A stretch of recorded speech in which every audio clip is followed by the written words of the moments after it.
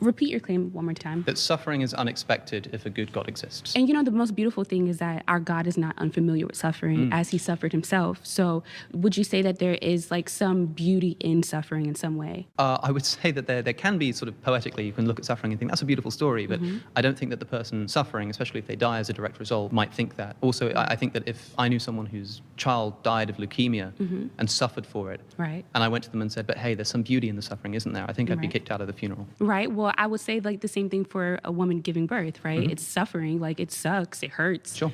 But imagine you could have the giving birth without the pain of giving birth. Right. Would you prefer that? Of course, yeah, you would prefer that. So then if God can bring about the good stuff without the bad stuff, Right. then there's no reason to bring about the bad stuff. Right. So what we have to show is why the bad stuff is necessary to bring about the good stuff. She shouldn't have said yes. Yeah. She shouldn't have granted him that. That's actually not true. You can imagine a dystopia where we give everybody a pill every day and it just makes them like 30% happier and it makes everything hurt 70% less.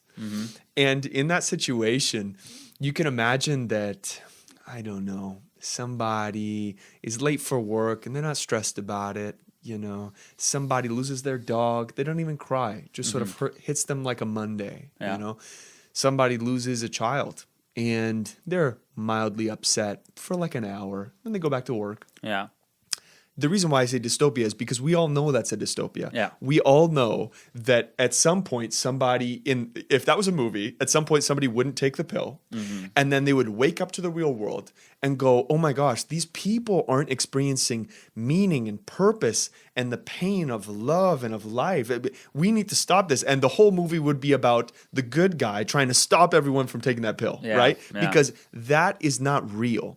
And to anybody who criticizes God for making pain in the first place, I think they've discounted just how much pain shows you what matters in life, particularly the pain of love and of self-sacrifice. You're going to have people in the comments of this who are going to be like, how can you say that? I went through this or I went through that. Hey, look, man, I've been through a lot too, man. Yeah. We all have. It's a tough subject. But you know what's worse? What's worse is to say that nothing matters, that your pain is purposeless, that the world is nihilistic, empty, pointless, and meaningless, and that nobody cares and nobody's coming to save you. There's no justice in the end. There's no mercy and there's no point to anything. That all of that is arbitrary, subjective, meaningless, and ultimately just the result of an evolutionary process. But it's not actually the point of life because there is no point of life. That's a way worse thing to tell people in pain because it makes the pain worse.